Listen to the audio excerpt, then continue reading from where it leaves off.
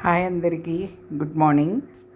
నేను ఈరోజు గుడ్లు పాలతోటి గుడ్లు కూర, గుడ్లు ఈగురు అనొచ్చు, లేకపోతే గుడ్లు పాలు కూర అనొచ్చు, అది వండుతున్నాను అన్నమాట. ఈ కూర చాలా నచ్చుతుంది చాలామందికి. ఈ కూర చాలామందికి తెలుసు, చాలామందికి తెలియదు కూడా. గుడ్లులో పాలు వేస్తారా అని చాలా ఆశ్చర్యంగా అడుగుతూ ఉంటారు. కానీ కృష్ణా జిల్లాలో మ్యాక్సిమం అందరికీ ఈ కూర తెలుస్తుంది. మా పిల్లలకి చాలా ఇష్టమైన కూర, అందుకని నేను తరచూ చేస్తుంటాను. ఫస్ట్ కడాయి పెట్టేసి గుడ్లు ముందుగా ఉడకపెట్టుకుని వాటిని గుడ్లు చక్కగా ఎర్రగా వేపేసుకోవాలి. ఫస్ట్ నూనెలో బాగా వేగితేనే గుడ్లు బాగుంటాయి టేస్ట్. మనం ఏదన్నా మనం పెట్టే రుచులన్నీ కూడా గుడ్లకి పైన పట్టుకుంటాయి అన్నమాట. పైన పట్టుకుని ఆ గుడ్లు టేస్ట్గా ఉంటాయి. గుడ్లు వేపేసానండి. ఒక్కొక్కటిగా విడివిడిగా తీసుకుంటున్నాను ప్లేట్లోకి. ఇప్పుడు దీంట్లోకి మనం ఏమేమి వేస్తామో చూద్దరు. కానీ చాలా సింపుల్ ఈ కూర. ఇంతకుముందు కూడా చేశాను నేను యూట్యూబ్లో, కానీ దానికంటే కూడా ఇంకా బాగా చేయాలనుకుంటున్నాను. పచ్చిమిరపకాయలు వేస్తాను ఫస్ట్. ఏ కూరలో అయినా నేను ఫస్ట్ పచ్చిమిరపకాయలు వేస్తాను. వేసిన తర్వాత కొంచెం ఆవాలు వేస్తాను. ఆవాలు ఫ్లేవర్కి బాగుంటుందనేసి ఆవాలు వేసుకుని అవి చిటపటలాడిన తర్వాత ఉల్లిపాయలు వేస్తాను. వేగిపోయాయి, ఆవాలు వేగిపోయాయి. ఇప్పుడు ఉల్లిపాయ ముక్కలన్నీ వేస్తాను. ఉల్లిపాయ ముక్కలు ఒక రవ్వ పెద్దగా కోసానేమో అనిపించింది, కానీ పెద్దగా అవి ఉడికిన తర్వాత అలా పంటికి తగులుతూ ఉంటే బాగుంటాయి అన్న ఫీలింగ్ నాకు. అందుకని ఈ కూర కొంచెం ఒక రవ్వ పెద్దగానే కోస్తాను.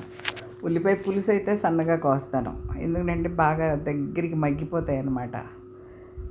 ఉప్పు వేసాను. ఇప్పుడు నూనెలో వేయంగానే ఉప్పు వేస్తే కనుక, ఉప్పు వేసి మూత పెడితే కొంచెం సిమ్లో పెడితే మగ్గిపోతాయి ఉల్లిపాయలు బాగా. చాలా చక్కగా మగ్గుతాయి అన్నమాట. ఎప్పుడు కూడా కూర మగ్గడంలోనే ఉంటుందండి. సిమ్లో పెట్టి మగ్గబెట్టాలి ఏ కూర అయినా సరే. కూరగాయలు అవి వేసిన తర్వాత ఉప్పు చల్లేసి సిమ్లో పెట్టి మగ్గబెడితేనే రుచి వస్తుంది. పచ్చి నీరంతా బయటకు వచ్చేయాలన్నమాట. ఆ పచ్చి నీరంతా బయటకు వచ్చేసిన తర్వాత దానికి ఏం ఫ్లేవర్ ఇస్తామో, అంటే పులుసు కానీ మసాలా కానీ అలా ఏం ఫ్లేవర్ ఇస్తామో ఆ పచ్చినీరు బయటకు వచ్చిన తర్వాత ఇస్తే కూర టేస్ట్గా ఉంటుంది. కూరకి ఉండే సీక్రెట్ ఇదే అన్నమాట. కూర చాలా టేస్ట్గా చేయాలి అంటే ఇదొక్కటే సీక్రెట్. ముందు నూనెలో మగ్గబెట్టాలి, తర్వాత మనం ఏం ఫ్లేవర్ వేయాలో ఆ ఫ్లేవర్ వేసుకోవాలి. హైలో పెట్టేసిన వంటలు అంత రుచిగా ఉండవు, సిమ్లో వండితేనే బాగుంటాయి టేస్ట్. చూడండి, అంత సిమ్లోనే పెడతాను. దగ్గర నుంచినప్పుడు హైలో పెట్టి వేపుతాను, అట్లా అన్నమాట. ఉల్లిపాయ బాగా మగ్గనివ్వాలండి. మనకి పిల్లలకి ఇష్టమైన వంటలు మనం చేత్తో చేసుకుని, మన కారాలు, మన మసాలాలు అన్నీ మనమే తయారు చేసుకుని మనం వండి మన పిల్లలకి ఏం పెడుతున్నామో మనకే తెలుస్తుంది అనమాట. బయట ఫుడ్స్ తీసుకొచ్చి పెడితే వాళ్ళు ఎలా చేశారో తెలీదు, ఎలా వండారో తెలీదు, అందులో ఏమి ఇంగ్రీడియంట్స్ వేసారో తెలీదు. తెలియకుండా మన పిల్లలకి మనం పెట్టామనుకోండి, ఎంత అనారోగ్యాలు వస్తే మళ్ళీ అవి బాగు చేసుకోవడానికి చాలా ఇబ్బందులు పడాలి. ఈ రోజుల్లో బయట కారాల్లోనూ బయట ఫుడ్స్లోనూ చాలా ప్రిజర్వేటివ్స్ అని ఏవేవో ఫుడ్ కలర్స్ అని అవి ఇవి కలిపేస్తుంటారు కదా. దానివల్ల చాలా ఇబ్బందులు వస్తాయి, ఆరోగ్యకరమైన ఇబ్బందులు. చూడండి, కారం వేసేసాను, కూరలో మగ్గిపోతుంది బాగా. తర్వాత కరివేపాకు వేసాను. కరివేపాకు కూడా బాగా వేగిన తర్వాత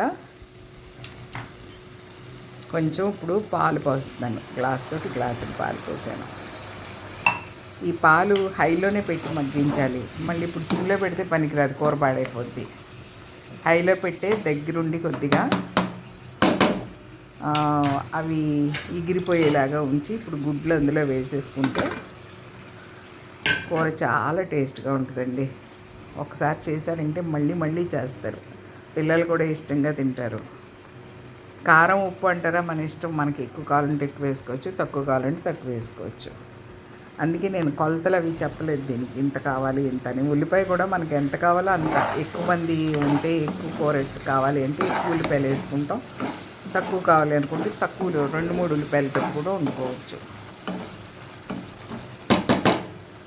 చూడండి దగ్గరికి మగ్గిపోయిన తర్వాత ఇంకా స్టవ్ ఆపేయడమే, అయిపోయింది వంట.